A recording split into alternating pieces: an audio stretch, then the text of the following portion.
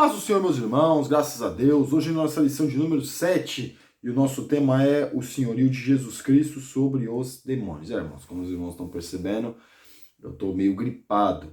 Mas vamos lá. Nosso texto do dia que está em 1 João capítulo 3, versículo 8 diz assim: Quem pratica o pecado é do diabo, porque o diabo vive pecando desde o princípio.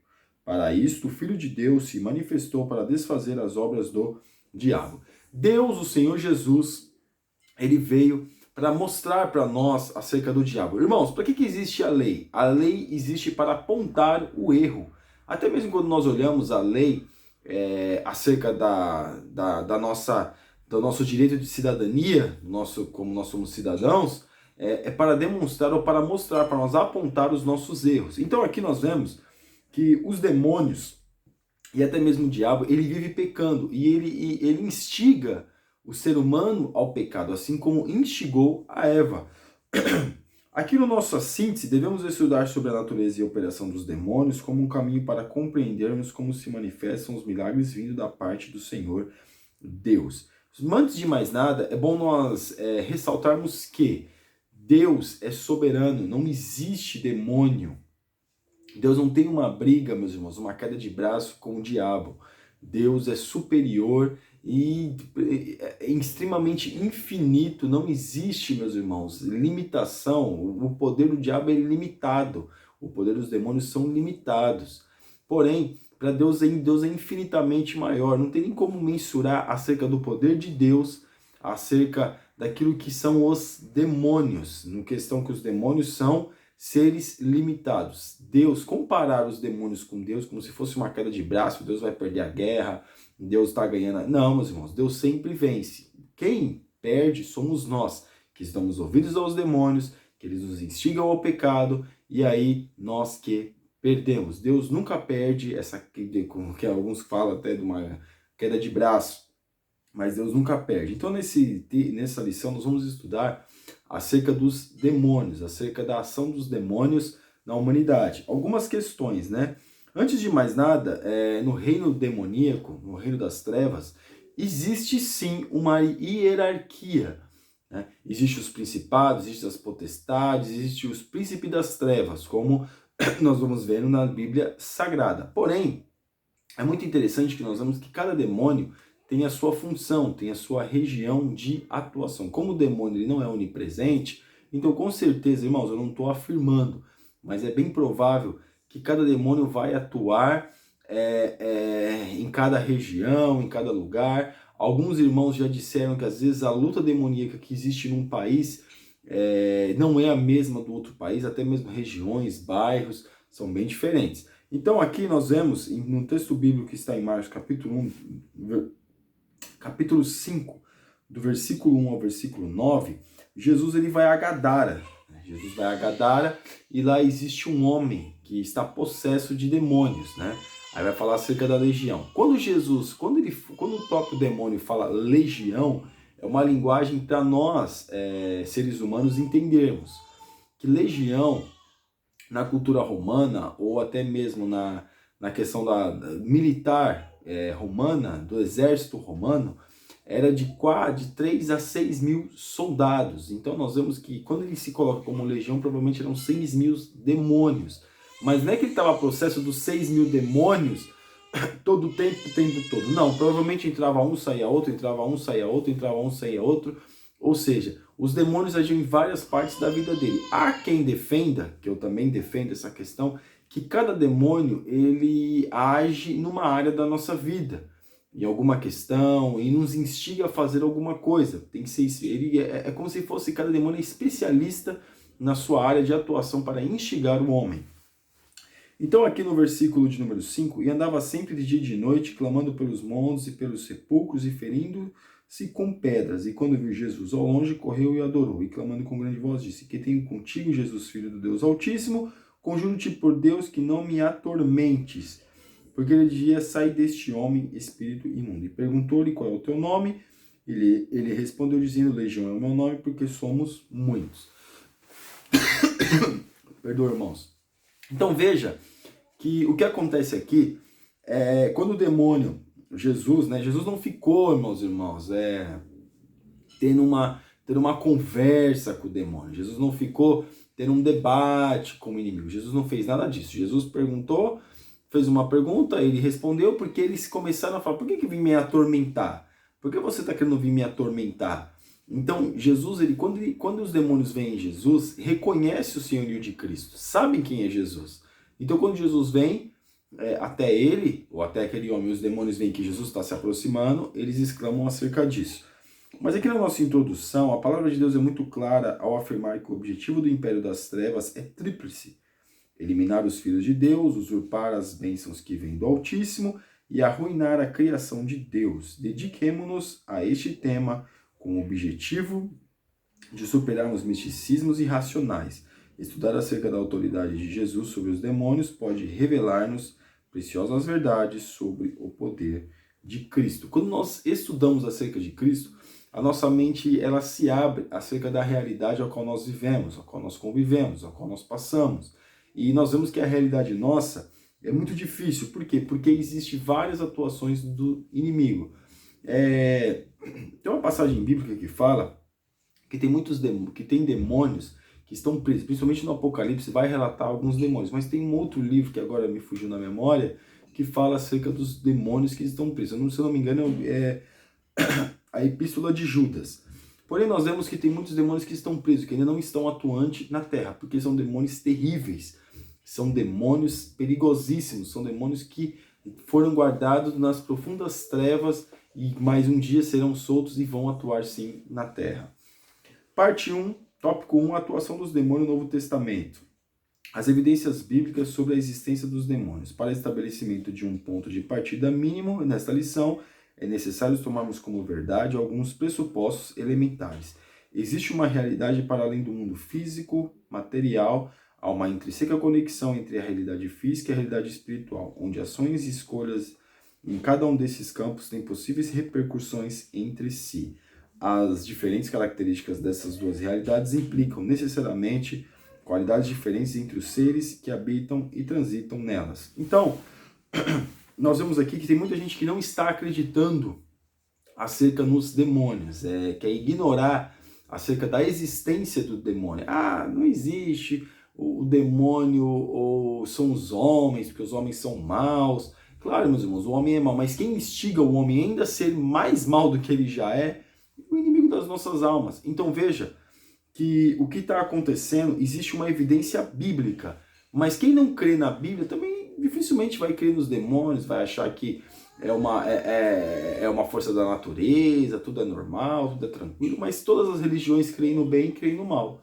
Às vezes o mal para uma outra religião, para uma religião indiana, ou para uma religião budista, que budismo fala que não é uma religião, mas tudo caracteriza como uma religião, ou outros segmentos, sempre tem o bem e tem o mal. Sempre tem um contrário. Então sempre, meus irmãos, vai haver uma força maligna, uma força má. Então isso para nós se caracteriza como força das trevas. Característica dos demônios no Novo Testamento. Nosso conhecimento sobre esses seres é muito limitado e absolutamente condicionado àquilo que as Escrituras falam. Por isso, é importante concentrarmos no que a palavra diz. A palavra, principalmente no Novo Testamento, nós vamos ver sempre Jesus falando acerca do demônio, acerca do diabo. Jesus expulsa os demônios. No Antigo Testamento nós não vemos tantos relatos assim. Porém, no Novo Testamento nós vemos vários, principalmente nos Evangelhos, acerca dos demônios, dos príncipes das trevas. Nós vemos a atuação do diabo, Jesus expulsando demônios. Nós vemos, irmãos, Jesus falando acerca dos discípulos, para os discípulos, acerca de expulsar demônios. Então, o que acontece? É mais evidente no Novo Testamento acerca da atuação maligna. Não que não existia no Antigo Testamento, mas quando nós olhamos no Novo Testamento, nós vemos que se fala muito mais, Jesus fala muito mais do inferno do que propriamente do céu. E aqui na parte 3, superioridade do reino de Deus sobre o império das trevas. Como eu já falei no começo, é muito importante nós termos essa consciência, né? Porque, infelizmente, na década de 90, o Brasil foi inundado de literatura acerca da guerra espiritual. Guerra espiritual, meus irmãos, por aí existe guerra espiritual, nós estamos vivendo uma guerra espiritual, nós lutamos contra os principados, as potestades, claro, lutamos com a força de Cristo, com a autoridade de Cristo. Cristo que nos impulsiona, nos ajuda a lutarmos contra essas forças contrárias às forças de Deus. Porém, o que acontece é que muitas vezes é aquilo que eu estava falando no começo. Às vezes as pessoas acham que é uma queda de braço. Ah, agora Jesus está perdendo, agora Jesus está ganhando. Agora Jesus... Não, meus irmãos, Jesus sempre ganha. Quem perde somos nós que nos afastamos do Senhor Jesus. Jesus sempre ganha, Jesus é vencedor. Mas nós só vencemos quando nós estamos em Cristo. Quando nós estamos em Cristo, nós conseguimos vencer. Parte 2, o endemoniado gadareno, uma vida devastada pelo maligno. Aquele homem era possesso. Existe uma diferença, existe aqueles que, às vezes, por uma fração de segundos ali, o inimigo usa, tem várias situações, às vezes, de repente, está na igreja, o demônio se manifesta, aquela coisa. Mas esse homem, ele era possesso. Ele se flagelava, ele não sentia dor, e as pessoas tinham medo dele pelo fato de ele ser um homem possesso, um homem violento, um homem que tinha problemas sérios, irmãos. Quem já viu uma pessoa endemoniada? Hoje é difícil, não é comum a gente ver na igreja. Mas não pense que o demônio não está atuando, não, que tal? O que acontece é que nós, cristãos, estamos orando menos, nos consagrando menos e buscando a Deus em menos intensidade. Porque se a gente buscasse a Deus com mais intensidade, glorificasse a Deus, falasse com Deus e estivesse em Deus, os demônios se manifestariam com mais frequência. Porém, veja que se você se deparou já com uma pessoa endemoniada, você vai ver que ela tem uma força extraordinária. Então este homem, com certeza, ele tinha uma força extraordinária. Colocava grilhões nele para prender os braços dele, que de repente no momento que ele estava um pouquinho de sanidade, mas quando o demônio se manifestava, aquilo ali virava pó, não era nada, porque ele tem muita força. Então nós vemos que esse homem, ele vivia, alguns defendem até que ele vivia de uma forma até numa nudez, pelo fato de ter se tido como louco, como uma pessoa que não tem uma sanidade mental. Hoje, claro, muitos são internados nos manicômios, mas aqui se caracteriza assim como um homem possesso, como um homem endemoniado. Uma libertação extraordinária. Não há qualquer tipo de espetacularização da libertação do homem de Gadara, muito menos algum tipo de concessão ao maligno. Vemos um ato de Jesus, um compromisso com a restauração da espiritualidade e dignidade daquela pessoa. O que Jesus ele foi fazer em Gadara, irmãos?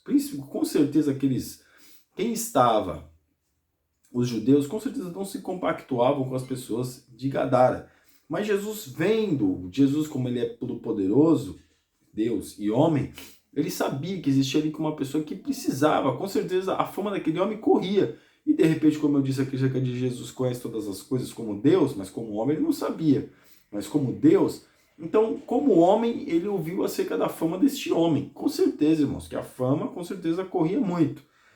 E Jesus foi até lá e Jesus repreendeu um demônio daquele homem. E agora esse homem tem a sua dignidade de volta, esse homem tem o respeito das outras pessoas de volta, esse homem quis seguir Jesus.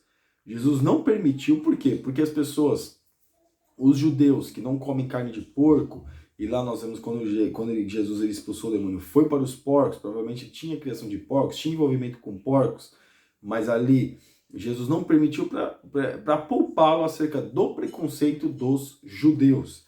Aqui no 3, sobre nossa imagem restaurada em Cristo. O pecado roubou a plenitude da glória de Deus das nossas vidas. O pecado, ele rouba de nós acerca da nossa dignidade, acerca de Cristo, acerca até mesmo da nossa família. Então, da nossa família e se estende para a sociedade. Então Deus, o Senhor Jesus, ele restaura a nossa imagem, ele restaura a nossa vida, ele quer restaurar a nossa condição de estarmos com pessoas, dando um bom exemplo, dando um bom testemunho. Jesus, ele faz a obra nas nossas vidas, ele nos concede a sua presença, ele dá vitória para nós. Então, meus irmãos, nós temos que entender que ele é o único que tudo pode. O Senhor Jesus é o Deus que tudo pode.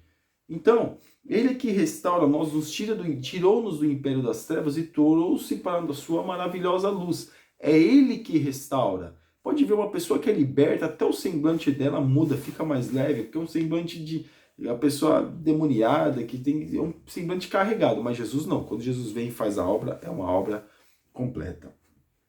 Tópico 3, Jesus expulsa o demônio de um homem mudo, uma doença que oprimia. A Escritura está repleta de relatos de pessoas que sofriam de enfermidades e que foram curadas de suas doenças graças ao poder de Jesus de Nazaré. Teve muitas pessoas que foram curadas, mas aqui era um demônio que fazia com que esse homem tinha uma surdez. Esse homem era surdo e mudo. Como não ouvia, também não aprendeu a falar. Mas é tão extraordinário porque Jesus ele expulsa o demônio e esse homem logo começa a falar. Então esse homem ele falava, com certeza ele falava. Ele provavelmente ele não era surdo, ele só era mudo, ele falava. Porque uma pessoa que não aprende a falar, dizem que é uma criança que não aprende a falar até os 5 anos, não se comunica, mesmo que ela for uma criança saudável, ela nunca mais vai conseguir falar. Ela perde essa possibilidade da fala. Mas aqui nós vemos que esse homem, Jesus expulsou o demônio, que era um demônio que o oprimia, fazendo com que ele não falasse. E aí, claro, se não fala, parece que não ouve. Então aí Jesus ele vem e expulsa. Jesus curou muitos. E repetindo, Jesus curou muitas pessoas acerca do surdez, de surdez, da visão, da fala. Porém, esse homem, Jesus expulsou o demônio e esse homem começou a falar. A manifestação de um milagre. Diferente de muitos supostos curandeiros ou exploradores da fé alheia, a libertação na vida daquele homem não foi algo lento, que aconteceu depois de uma série de rituais ou protocolos cerimoniais. Ou seja, não precisou o homem ficar indo lá, fazer 7 campanhas, fazer 12 dias. Não, Jesus veio porque Jesus era o poder de Deus na terra atuante. Então Jesus, ele foi com a sua autoridade, expulsou o demônio e aquele homem foi liberto. A blasfêmia pelo bem realizado. A maldade dos religiosos da época era algo tão monstruoso que após a miraculosa libertação do homem oprimido, atribuíram tal acontecimento a uma intervenção do próprio maligno. Falaram que Jesus ele usava o nome de Beelzebu para poder expulsar os demônios. Jesus vai falar que um reino dividido não subsiste. Por quê? Porque aqui, meus irmãos, nós vemos que era por inveja daqueles homens. É claro que hoje tem muito charlatão que fala que curou, mas a pessoa não curou nada. Ele pagou para a pessoa dizer que foi curada. Isso aí a gente sabe, irmãos. Isso aí é uma coisa, infelizmente, comum. Mas aqui não. Aqui foram os homens sabiam, porque a fama daquela pessoa, como as cidades eram muito pequenas, e todo mundo conhecia todo mundo, tipo cidade do interior, e aí não tinha como dizer, não, esse não era. Né? Agora, numa cidade grande como São Paulo ou outras metrópoles, a pessoa aparece na televisão lá, eu fui curado, não sei o quê. Dizem que tem lugares que até tem um monte de cadeira de rodas e as pessoas não curam coisa nenhuma. O homem sempre andou normal, mas às vezes a família, algumas pessoas sabem que ele não foi curado coisa nenhuma, porém, isso é uma minoria. Isso é menos de 1% daqueles que assistam à televisão e vão ver e vão acreditar naquele homem que foi curado, sendo que ele não foi curado coisa nenhuma, é apenas charlatanismo.